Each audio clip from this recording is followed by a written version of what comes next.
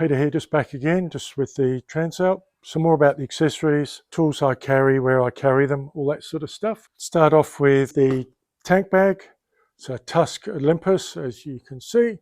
I just wanted something small that fitted on the top there because the tank slopes down here. I've got the Honda textured sticker there. When I bought the bike, I've just put some of this like vinyl tape stuff to protect the tank and the paintwork from the straps. And I've got some more of the vinyl stuff here for when I have the Rhino Walk bags on. Straps just around the front, around the headstock, behind the headstock, very quick to fit. I leave it on most of the time unless I'm going somewhere where, like to the shops, I'll take it off because obviously I don't want to leave it because I worry people might steal it. Just flips off like that to get to the fuel tank, and I've just plastered everything with tape. So that's that.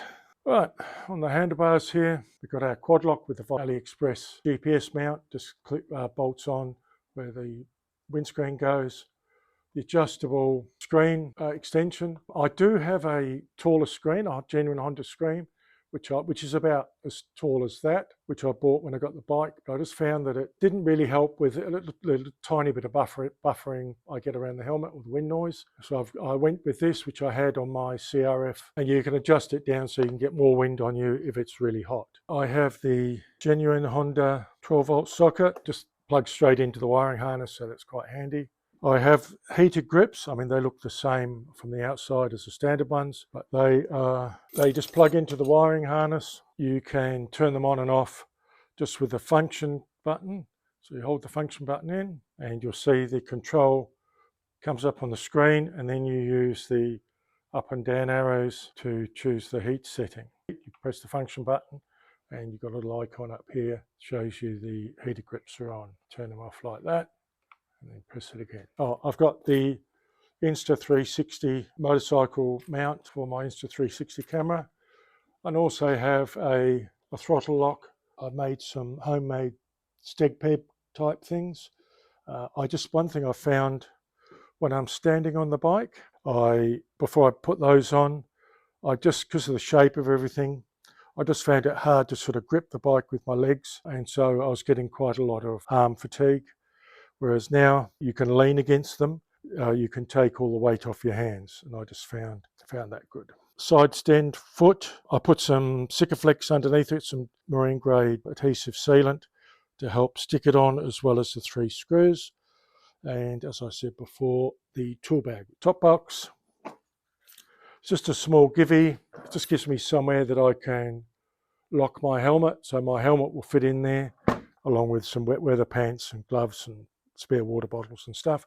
But it's just something where I can lock valuable things if I'm parking the bike anywhere. The only other thing that I didn't talk about were these cheap plastic shuru things. They're just designed to make a high-pitched noise that the humans can't hear it, but animals can, and supposedly scares kangaroos and other wildlife away before you get there and hit them. Do they work or not? I have no idea. But they're only under $10. I think we're $8 for a pair. Under the seat, obviously we've got all the standard battery, fuse box, ECU, whatnot. Tools that I carry, I have a Anderson plug just in there. I've had it on a few different bikes now. I've made it originally for my DR650, and it comes up and connects to the positive of the battery, and the negative is round, I don't know if you can see it down there, just onto a ground bolt. It's just so that I can connect my little mini compressor directly to it without taking the seat off. And also, if I have a flat battery, I've got a little jump starter kit I can hook directly into it. Or if there's someone with a 4-wheel drive has an Anderson plug, I can plug in and get the battery going if I have a flat battery. I figure it's probably the most likely thing to stop the bike from running with a new Honda. Very cheap to make. There's a little adapter I've got for if I want to connect it directly to a battery. It's not very long, but you can hold the battery up just to get the bike going. And that's obviously what the other side of what it looks like down there. Some zip ties. I've got a little valve core removing tool, just basically a valve cap on the end of an old valve that I've cut off. Some stainless steel zip ties and a couple of different sizes of plastic ones, and a little fuse, one of those plastic fuse removers. A spare master chain link, electrical tape, some cloth tape, obviously the standard toolkit, steel weld or JB weld type equivalent, puncture repair kit, just a little bicycle one, disc lock. I have a spare front inner tube in this bag here. Just stuff it down there and it sort of sits there. And I have on this side, I have a bicycle pump just tucked in here, just with a stretchy Velcro thing. I do have a 12-volt compressor which I take with me if I go away. This pump stays on the bike all the time along with the spare tyre, and there's tyre levers under the engine there. I just have some rock straps squashed in here. There's not a lot of room in under here. You've got to sort of squash it all in, but it does work. This is the USB-C accessory socket that comes with the bike under the seat there, so you can run obviously a cable from here to one of your bags or whatever. I've never actually used this one because I've got the one at the front. I'm thinking of next time I go away, I'll probably run a cable from this up into the top box and have a power bank recharging so that I can charge stuff up at night, and then when I'm riding it will get recharged. I've just got a bit of tape on the back of my seat because I did drop, and it just, where the fabric goes over the edge here, it just split it a little bit. So I've done that just to try and stop it from getting any worse. I have the center stand. It's a genuine Honda one. Just makes it easy to service the train, get the rear wheel off, put something under the front of the sump guard to lift the front wheel off to change that if you need to. One thing just be aware of, there is a cable, electrical cable just here, if you can see that running down there, and there's a little plastic clip on there. It's not really an issue, and there's another one just here that runs under there underneath of the engine. When this is strapped down, it's all well clear of that cable, but just be mindful of it if you ever put anything in here, mindful of those two cables that you don't damage them. My little tool bag, just a bag I just bought off eBay, just a canvas bag. First thing I'll talk about is these Motion Pro, they're called Bead Pro. I think you can get them in two different sizes. This is a smaller size. You can get in a big, like a longer workshop size, and they're just designed so that you put them together under the bead and you squash them down. They break the bead of the tyre, and you just work your way around, and then on the other end you have just normal tyre lever ends. I won't say it's easy to change the tyre with just those two, but it is possible. More stainless steel zip ties. Again, I just bought these off eBay, and I just find they're good because they give you something that's heat proof if you need to tie up an exhaust or something that's would melt plastic. I have a little box of nuts and bolts and washers and things of various metric sizes to suit the bike. I've gone for sockets. I just find they take up less room. I've got a 3/8 sort of L-shaped breaker bar there, so I can use it on that with a socket on this end to undo things quickly, and on the other end it gives you a bit more purchase. I got a 27mm 3/8 socket for the rear wheel. That's so I can undo the rear wheel, because you don't get that in the standard toolkit. I've just got sockets of the normal sizes: 8, 10, 12, 14, 17, 19, 16, 22. 13mm open ender with a 12, 10, 8, 14 and 17. It's just so that where I've got bolts with nuts on them, I've got something to grip them.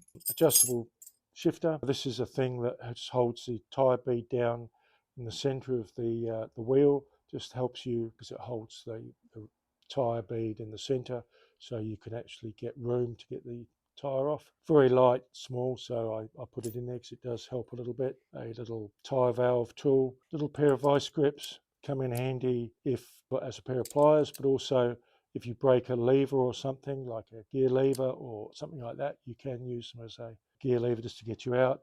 A little screwdriver set with screwdriver bits.